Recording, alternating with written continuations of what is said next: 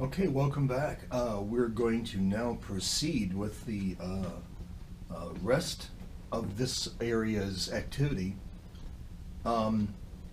So, what we have seen is our anti-tank gun, which is located up that way, firing at the armored car that was coming down the road and pretty much destroying it. So, the guys have bailed out. We assessed what the condition or the situation was with the truck, and it came to a stop. And the U.S., the Allied player, is now going to get his chance, his turn, and these guys have all bailed out. So that's the end of the German move right here. But as it happens, this is, like we said, the Americans are on defense, as if the Germans are on defense. That you're defending. That's the whole point. They're going to take some casualties because you're attacking or advancing, and the other guy is trying to stop you. So that's what he's doing. And as you would imagine, the guys have bailed out into a kill zone. So there could easily be there could be things that are lurking in this forest right here, but for now we're going to just concentrate on what's going to be revealed here. And looking at the United States inventory, we have a .30 caliber machine gun. Now I believe there's nothing else that the Americans have, so it's just one .30 caliber, and he's going to shoot and scoot. Because there's no reason for him to hang around. So he's going to fire and move. And that's his location right there. So again, we will consult our Bible of rules, if we can find it. Here it is. And go through the process of firing a machine gun at these guys that have all bailed out. Now, I believe that's about the best result. No, actually, there's more. There's a squad of infantry that's going to be with them as well. Of the few squads of American infantry that there are, there's going to be another squad. All right, so we'll take the machine gun first. Okay, we're going to look at the small arms damage table in regard to this medium machine gun. It's a .30 caliber that was placed for the Allies, for the American Army. And the target is infantry. And we can see this is so the target is infantry, and the firer is a machine gun.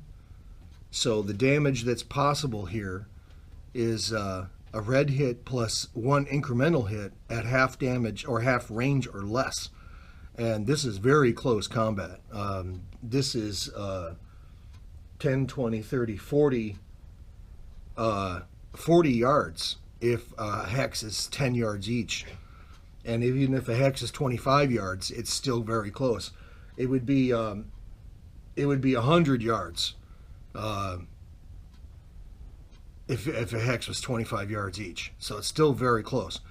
And also, by the way, as we're looking at this, there's a note that we need to check for explosion on the armored car because it was hit in the front, and that's where the engine's located, and this is what I was referring to earlier. So front located engine roll blue to explode, or at the rear when the shot comes from the front or the rear, it's blue. Oh, that is if a move hit was caused. Okay, so as a matter of fact, a move hit was not caused in this case. They were combat hits. I'm sorry, there was a combat hit and a defense hit, which took it down to very light, I should say, unarmored status. And that's why it basically is a destroyed vehicle, which is also going to auto-explode. because once it gets to the 0 level, or armored, unarmored classification, and hit by explosive fire, it explodes. So that vehicle is either exploding on fire and toast and just burning. So anyway, the reason this is important is because an actual explosion would throw debris everywhere around the vehicle. And that debris may not be damaging, but it would certainly be demoralizing. And that is another issue if we chose to pursue it. But for now, we just kind of let that go. The infantry's bailed out of the truck, and they're being hit by the 30 caliber machine gun, and it's automatically causing a red hit and an incremental hit because that's within half range or less. So unfortunately, to a single stand, it gets that kind of damage. Now, if I was going to spray and affect both those infantry stands with the one machine gun, then they would each get an incremental hit at that range automatically. In this case, I'm just going to pick out one squad and pummel it. So a red hit and an incremental hit is the type of damage that's going to be happening to that squad.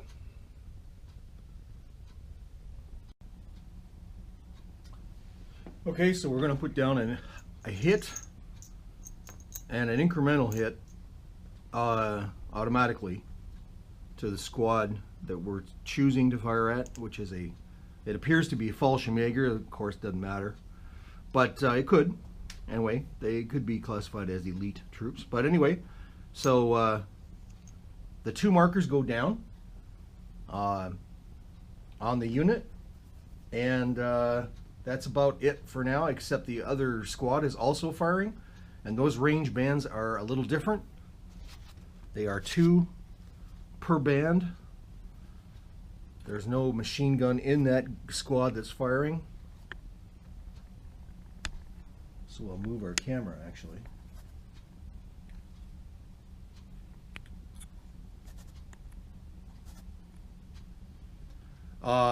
So automatic color to the same squad, but it's interesting to note here that technically in the rules you can't gang up on the same unit if it's in the same range band. This is different.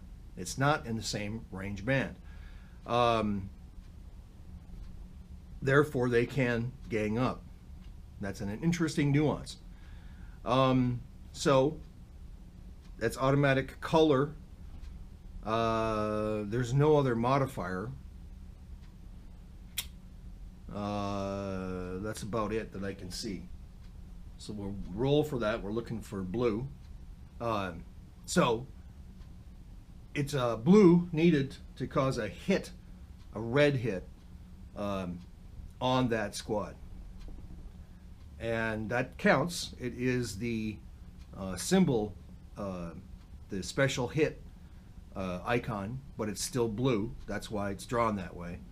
And that's going to be a good hit. So flipping it over, 2 hits, and excuse me, incremental hit on that squad. That's not good. That squad is pretty damaged. So that is the example there of the little ambush, if you will, combat that happens. Now, the one thing we didn't talk about yet was the second shot coming from the anti-tank gun, which is located up that way. So the anti-tank gun at the beginning of the Allies' turn fires, and it's an automatic hit. It's going to toast that truck, and it's a soft-skinned vehicle, so that's an automatic explosion and bad things happening. Now, what we don't know is if that truck had any ammunition in it, which it may have, doesn't matter. But the truck is definitely going to automatically explode into a billion pieces, and because of that, we're going to check randomly each of the squads around it to see if they suffer a because it's a 75 millimeter gun. It's not like a massive gun. It's not a heavy gun. It's a medium-sized gun. Well, I know it seems odd that it should actually be better than that, but medium is medium. So 75 millimeter, 76 millimeter. We're going to roll randomly to see which of these guys gets hit. And to do that, it's just simply number the objects and then roll. For in this case, there is the burning vehicle, which could absorb the hits. So that would be, 1, 2, 3, 4, 5. And then see which of these items gets affected by that explosion. And I will need a D6. So because I can't find my dice at the moment, I will use my virtual dice.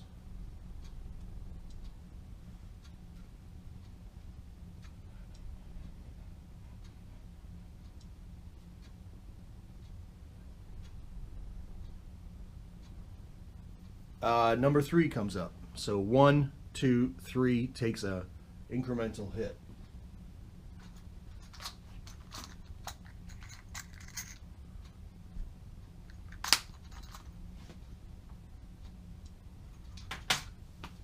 And that's the damage allocation for our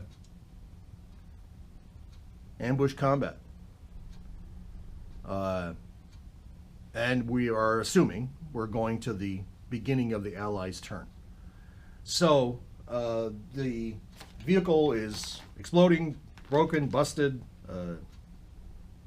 huge amount of badness going on. And we'll proceed with the, that was the shot coming from the anti-tank gun.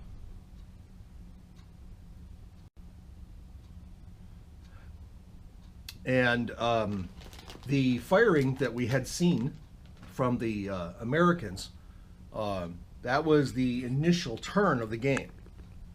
So when the Germans got to that point where they were hit by the anti-tank gun and all bailed out, the Americans opened up as a consequence of the Germans moving on.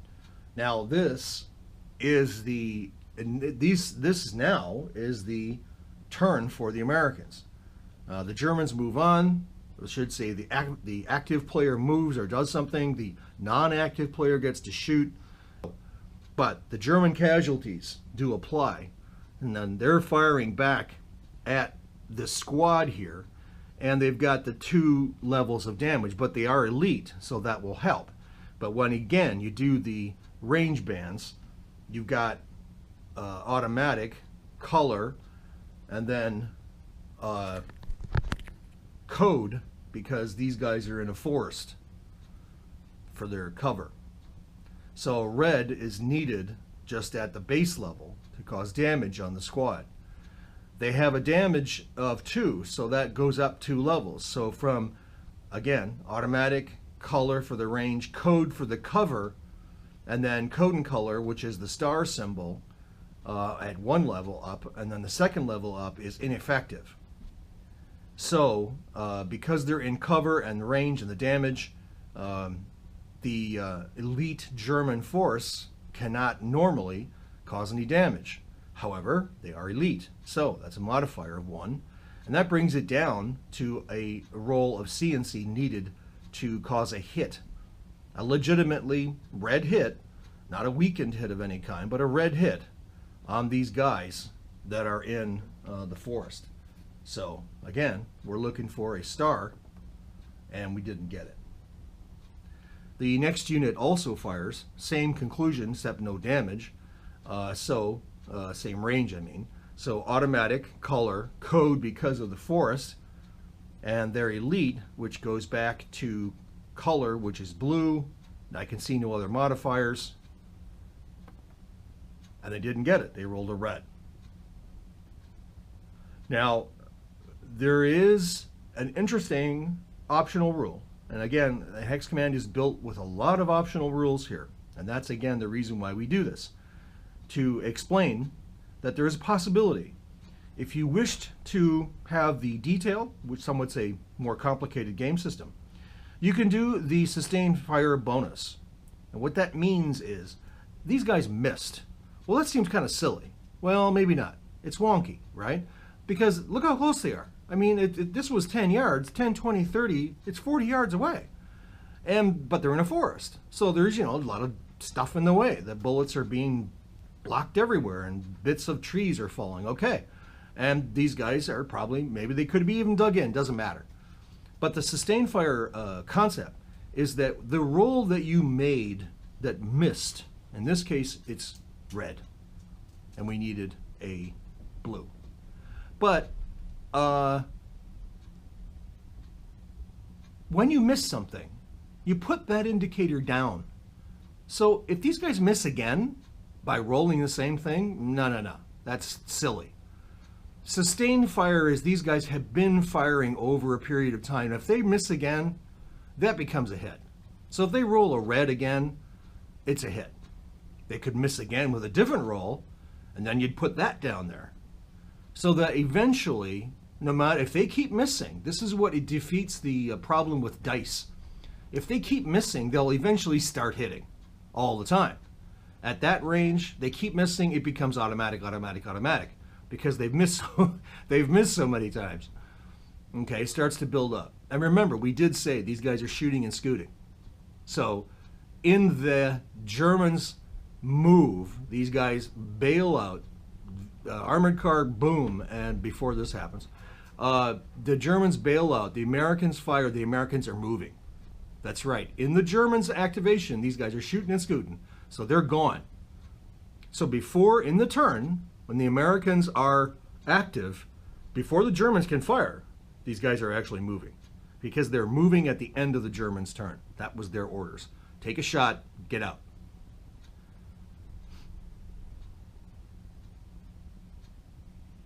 Now, I wanted to make sure that I covered this correctly for the elite German. These are also Fallschirmjäger. Again, automatic color code because of the forest. That goes back to color because they're elite. There's no other modifier. Okay. So, they did miss. We're not going to put the sustained fire bonus thing down because these guys are moving. So they're going to become invisible. They're gone. And it's true with any ambush. Of course, the whole idea is to surprise the enemy and then woof, disappear. Especially when you're outnumbered. So to say, wait a minute, they should be able to, they shouldn't be able to move until their movement, that's not true. Because that's beyond reality. The fact is, even if you yourself were in the army and you were plotting an ambush, the thing you've been told to do is to, when the enemy appears, okay, you see any enemy, you see an opportunity, you shoot, and that's what it's all about. Because they're not moving, their orders are to fire, and then run. Because, well, who knows? There could be an armored car, a half-track back here they're going to run into and then run away. Could be a couple of Bren carriers back here. But at any rate, they're going to get out of there because they're going to be outnumbered. But they've done some good damage, and that's where we're at.